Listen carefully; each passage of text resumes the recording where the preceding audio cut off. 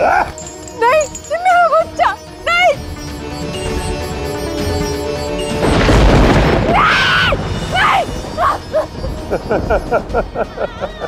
नहीं।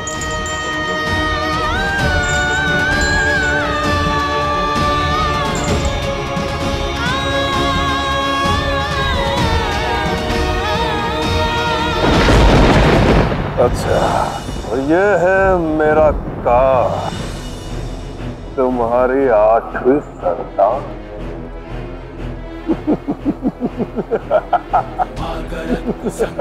मुझे मारने के लिए देवताओं ने षड्यंत्र किया और तो अब पुत्र नहीं पुत्री हुई।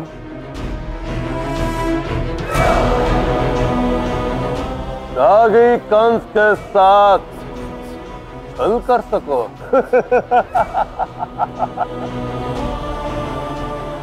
किंतु मैं जानता हूं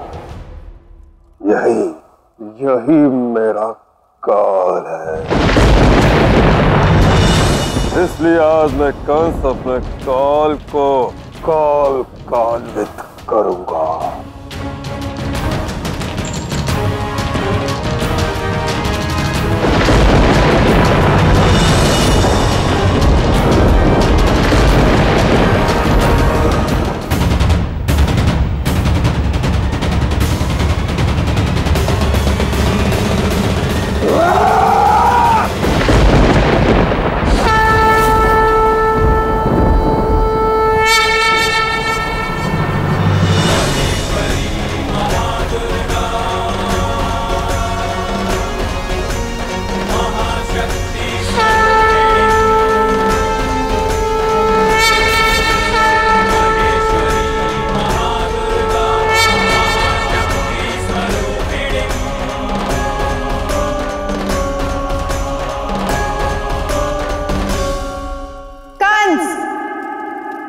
अपनी अज्ञानता में तू मेरा वध करने जा रहा था। मूर्ख, मैं योग माया हूं, तू मुझे नहीं मार पाएगा।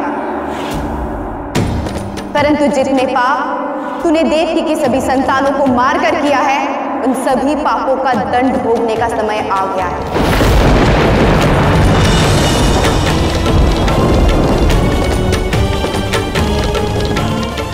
क्योंकि तुझे मारने वाला जन्म ले चुका है।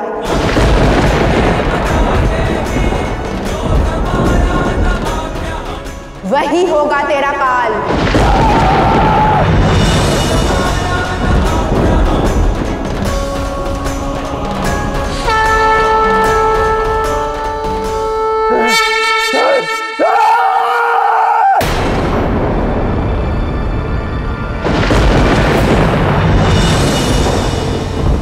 यदि ये बालक वो नहीं है तो वो बालक कहाँ गया जो मेरा महाबली कंस का काल बनने वाला है? कहाँ गया?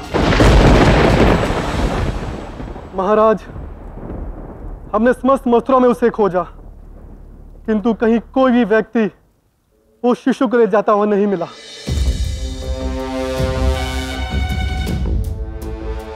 ये कैसे संभव है? कहाँ गया? कहाँ गया वो बालक? कहाँ? और मैं फिर उसे कभी ढूंढ नहीं पाया। उसने स्वयं ही मुझे अपना पता बता दिया। तुम्हें स्मरण है कृष्ण का जन्म कब हुआ था? नहीं महाराज।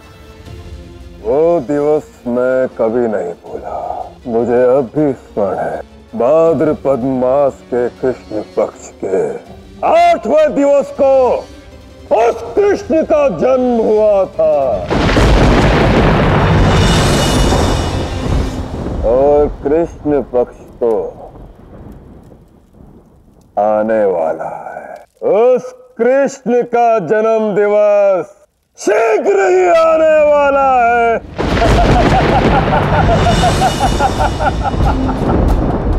गुरु शुक्राचार्य ने सत्य कहा था, शत्रु को मारने के लिए, उसे जानने के लिए उसके अतीत को जानना जरूरी है। मुझे उस कृष्ण को मारने का मार्ग मिल गया है। उसके जन्म दिवस के दिन ही होगा उस कृष्ण का अंत होगा। कृष्ण ने कहा था यदि उसके विषय में जानना हो तो प्रेम सरोवर में देखना होगा। मुझे निसंकोच मेरे मन में आए सभी प्रश्न पूछने होंगे। केवल तभी मुझे इनके उत्तर स्पष्ट रूप से प्राप्त होंगे। उस दिन जो यशोदा मैया ने कृष्ण के मुख में जो ब्रह्मांड की छवि देखी थी, उस दिन वास्तव में हुआ क्या था? क्या वो कुछ नहीं था या मैया का भ्रम था या वो कुछ और ही था?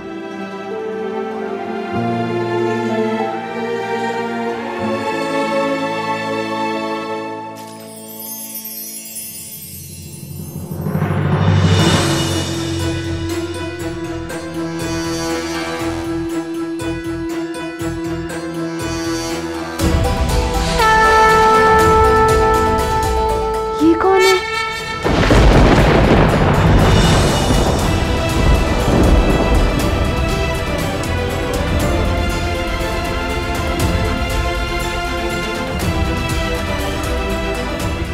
इसने तो मोरपंख धारण किया है। ये तो कृष्ण है।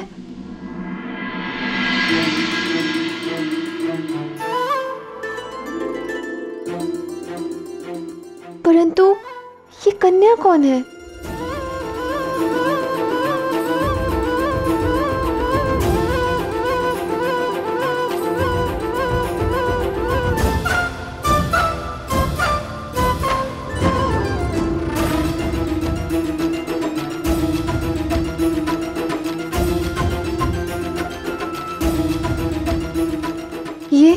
ये कृष्ण वही क्यों कर रहा है जो ये कन्या कर रही है?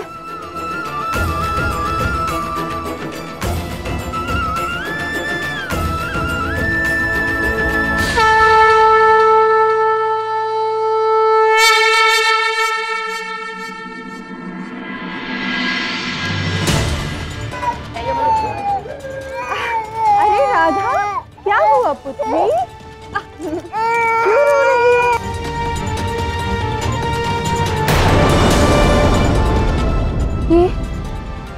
ये तो मैं ही हूँ।